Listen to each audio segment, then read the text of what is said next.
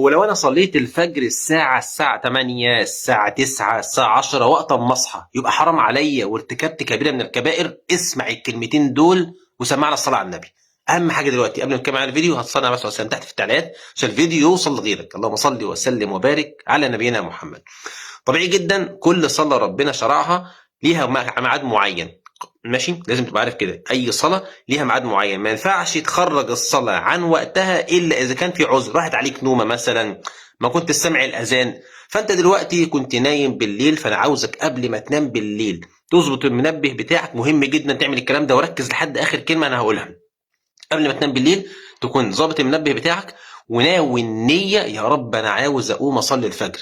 ما تطنشش وتقول ايه وقت ما هصحى على الشغل ابقى اخبط ركعتين وخلاص، غلط، هتاخد ذنب لو راحت عليك نومه. لكن لو انت نويت النيه قبل ما تنام وظبطت منبهك وحطيت المنبه بعيد عنك، ما تحطوش تحت المخده عشان ما تجيش تقفله وتقوم نايم تاني وتقول للناس اللي في البيت صحوني يا جماعه قبل ما الفجر يأذن ب5 دقائق او اول ما الفجر يأذن عشان انزل اصلي الفجر في المسجد، او انت هتصلي الفجر في البيت. طيب الحمد لله صحينا وصلينا الفجر، فان شاء الله ناخد اجر كبير وبكده عملنا اللي ربنا طلبه مننا. طيب انا دلوقتي يا عم شريف ظبطت المنبه وخدت بالاسباب وكنت ناوي النيه ان انا هقوم اصلي الفجر، وفجاه لقيت نفسي قمت بعد اذان الفجر بحوالي نص ساعه، ساعه الا ربع. المهم قمت بس كان لسه وقت الشروق ما جاش. عارفين يعني ايه الشروق؟ الشروق ده موجود في النتيجه، موجود عندك في الابلكيشن على الموبايل، هتلاقي وقت الفجر، وقت الشروق، وقت الظهر، وقت العصر، وقت المغرب، وقت العشاء. الشروق مثلا دلوقتي تقريبا على الساعه 7 الا تلت، 7 الا ربع تقريبا يعني. طبعا بيختلف باختلاف الوقت، كل ما الدنيا تتقدم شويه تلاقي الشروق بيطلع شويه يرجع شويه وهكذا. فدلوقتي لقيت الشروق 7 الا تلت وانت صحيت 6 ونص، يبقى كده فاضل على الشروق قد ايه؟ 10 دقايق. صلي الفجر على طول. ايه ده يعني ينفع اول ما اصحى اصلي؟ ايوه صلي. طب افرض صحيت دلوقتي يا عم شريف الساعه 7 الا 10، يعني بعد الشروق، صلي. طب صحيت الساعه 8 الساعه 9، صلي. طب صحيت قبل الظهر بساعه، كنت تعبان جدا امبارح ونام الساعه 1 وكنت خمران مش قادر خالص وظبطت منبه وما قمتش وفقت قبل الظهر ما يأذن بنص ساعه، ينفع اصلي؟ ايوه هتصلي يا حبيبي.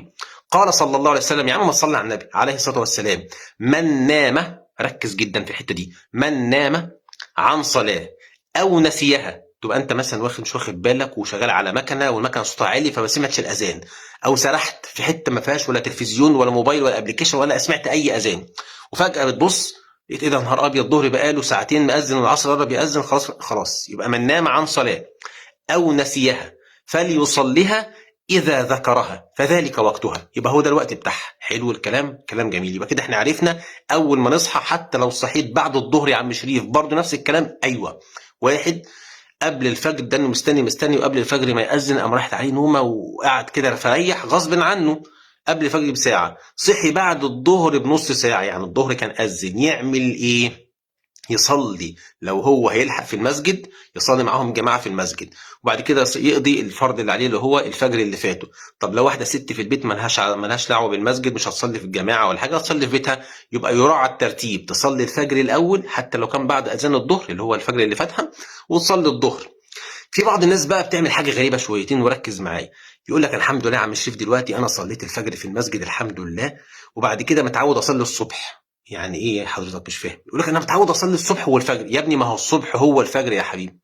ده هقوله في فيديو ان شاء الله قريب تاني عشان تبقى فاهم يعني ايه الفرق بين الفجر وبين الصبح. اوعى الشيطان يقول لك انت على فكره راحت عليك صلاه الفجر والظهر اذن فكبر دماغك. لا، ما تكبرش دماغك، لازم تصليها. وده زي ما قلت لك حديث النبي صلى الله عليه وسلم، من نام عن صلاه او نسيها فليصليها، يعني لازم تصليها ما تطنشهاش، اذا ذكرها فذلك وقتها. شيل بقى الكلمتين الحلوين دول واستناني في الفيديو اللي جاي ان شاء الله، هتكلم فيه الفرق بين صلاه الصبح وصلاه الفجر، والفرق بين صلاه الشروق وصلاه الضحى، عشان في ناس مش واخده بالها من الحته دي. اهم حاجه بس كده، في تحت التعليقات كده هتلاقي في لينك برنامج اللي انتوا عارفينه.